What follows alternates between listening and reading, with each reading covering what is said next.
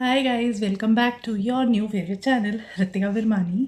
आज का टॉपिक थोड़ा सा पेनफुल, थोड़ा सा पावरिंग, थोड़ा सा इमोशनल, तो थोड़ा सा इनकरेजिंग होने वाला है। And that is our so called breakup. Now breakup is something जो हम सब ने लाइफ में एक्सपीरियंस कर रखा है। पहला क्वेश्चन अराइज होता है कि इस पेनफुल सिचुएशन को हैंडल करें तो कैसे करें। हमारे माइंड में इतने सारे क्वेश्चंस आ जाते हैं कि ये मेरे साथ ही क्यों हुआ, am I not worth it, was it really my mistake. हम बहुत सारे फेक सिनारियोज बनाने लग जाते हैं। हमारे माइंड में आता है कि काश उस दिन मुझसे वो गलती ना हुई होती तो आज हम साथ होते, काश उस दिन वो थोड़ा चुप हो जाता, या काश उस दिन मैं थोड़ी चुप हो जाती, काश उस दिन मैं उसे रोक लेती, या काश उस दिन वो मुझे रोक लेता। तो ये जो काश है, ये इतने सारे फेक सिनेरियोज को अराइज करता है और हम इन्हीं में ही फंस के रह जाते हैं। हमें बस ये होता है कि बस किसी तरीके से हम वो अपनी पास्ट की मिस्टेक को ठीक कर पाएँ। एक वक्त था जब हम एक दूसरे के साथ अपना सारा गुड बैड शेयर करते थे। हम जब कोई प्रॉब्लम होती थी हम उसे एक पर्सन को कॉल करते थे and he used to be always there for us. और अब हम बस खुद को एक कमरे में बंद करके बस उन्हीं मेमोरीज में लॉस्ट रहते हैं। हम कुछ भी करें, हम उस पर्सन की मेमोरीज से बाहर ही नहीं आ पाते और उसकी वजह से हमारा पूरा दिन इतना ख़राब जाता है। हम इतने मूडी क्रैंकी रहते हैं कि हमारा उस पर्सन का गुस्सा दूसरे लोगों पर निकल जाता है। हमें ऐसा लगने लग जाता है कि I won't be ever able to move on. ये मेरे साथ क्या ही हो गया, मेरी तो कोई गलती भी नहीं थी।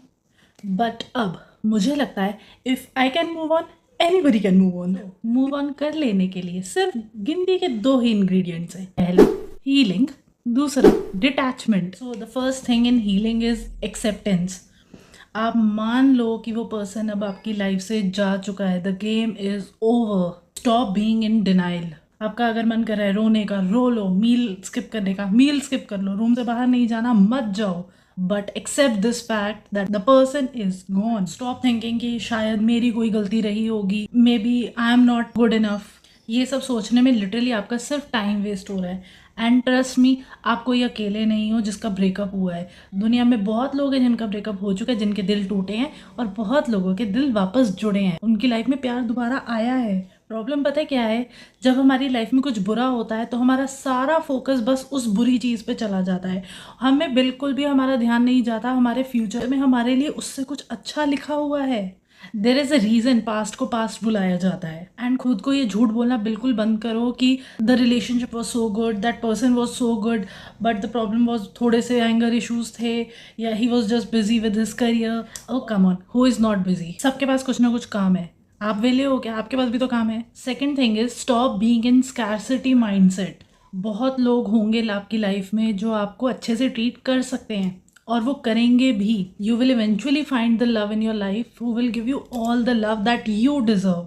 But before meeting that person you have to work on yourself. There is no other way.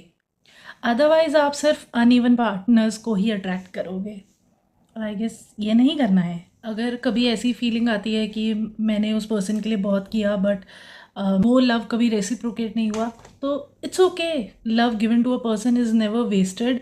If you were a genuine person, आपने अपना बेस्ट किया है, ठीक है, ऊपर वाला सब देख रहा है। Third thing is to understand that things happen for a reason. हमारी लाइफ में जब भी कोई आता है ना, तो वो एक कॉन्ट्रैक्ट पीरियड के साथ आता है। It can be 3 months, 4 months और अ ईयर और सो। तो हमारी ड्यूटी बनती है कि उस टाइम पीरियड के बाद we have to let him go. उस कॉन्ट्रैक्ट को रिन्यू करने की कोशिश बिल्कुल ना करें जब सामने वाले ने ऑलरेडी रेजिग्नेशन दे दिया है। ऐसा सोचना भी मत कि आप उस पर्सन का माइंडसेट चेंज कर पाओगे जिसने ऑलरेडी डिसाइड करा हुआ है कि उसने आपको छोड़ना है। आपको लगता है कि आप सेंटी से ये व्हाट्सएप पे स्टोरीज लगा दोगे, इंस्टा पे लगा दोगे, तो वो आपके स्टोरीज देख के आपके पास वापस आ जाएगा। नो, उसका माइंडसेट ऑलरेडी प्रिपेयर्ड है। He is not gonna come back. अगर किसी को लाइक जेलस करके आप अपनी लाइफ में वापस ले भी आते हो तो उससे ज़्यादा टाइम तक सस्टेन कर नहीं पाओगे। एंड एक्चुअली किसी को ऐसा चेप पर्सन पसंद भी नहीं होता। Sorry for the language. और ये तो एक फैक्ट है कि हमें दूसरे में वो क्वालिटी ज़्यादा पसंद आती है जो हम में मिसिंग होती है। सो बेटर, अब आपको उस पर्सन से कुछ चीज़ें सीखने को मिल चुकी है तो उनको ग्रास्प करो और अपने आप पे आगे focus. So now the second part of the video which is detachment. उसमें सबसे पहले आता है नो कॉन्टैक्ट। बेशक आपका बहुत अच्छा रिलेशनशिप चला, आप बहुत अच्छे फ्रेंड्स बन चुके थे, बट अब आपका ब्रेकअप हो चुका है, अपने सारे कॉन्टैक्ट उस पर्सन से ब्रेक कर लो। You can never be a friend to your ex. Now if you think कि एक वक्त था जब मैं उससे सारी बातें शेयर करती थी और अब मैं वो बातें किससे करूँ, तो I give you a tip, emails लिखो, but do not send that. लिखते रहो लिखते रहो लिखते रहो और उनको अपने पास सेव करो। Second thing is go to the places that made you cry. Generally हम उन जगहों पर जाना बिल्कुल ही बंद कर देते हैं जहाँ पे एक टाइम पे हमने कुछ अच्छी मेमोरीज क्रिएट करी होती है, but we need not to do that. I would तो डेफिनेटली से कि पक्का ऐसी जगह पर ज़रूर जाओ। तुम्हें लगता है कि तुम वापस से इमोशनल हो जाओगे और क्रैप, बट नो, फिर तुम्हें मूव ऑन करना और ज़्यादा ईजी हो जाएगा और फिर धीरे धीरे फ़र्क पड़ना भी बंद हो जाएगा। Fourth thing is ask for help. See आपके दोस्तों को तो सब पता ही होता है कि आपकी लाइफ में क्या चल रहा है क्या नहीं, उस ब्रेकअप का क्या रीज़न था क्या सब। अगर आप इमोशनली आप ब्रेक डाउन हो रहे हो तो go and talk to your friends. आप उनसे पूछ सकते हो कि उन्होंने अपने ब्रेकअप के टाइम पे कैसे हील किया था, और you can see the videos कि आप हील खुद को कैसे कर सकते हो। Do anything which helps you to move on.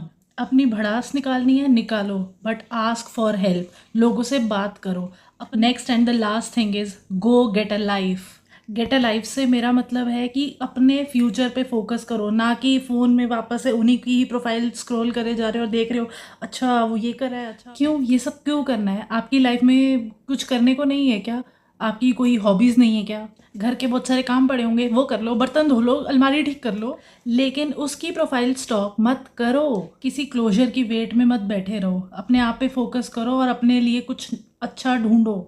जो फेलियर्स होते हैं ना, ये हमें लाइफ में बहुत कुछ सिखा के जाते हैं, हमें बहुत कुछ अपने बारे में पता लगता है, और हमें बिल्कुल भी ज़रूरत नहीं है उस पर्सन को हेट करने की।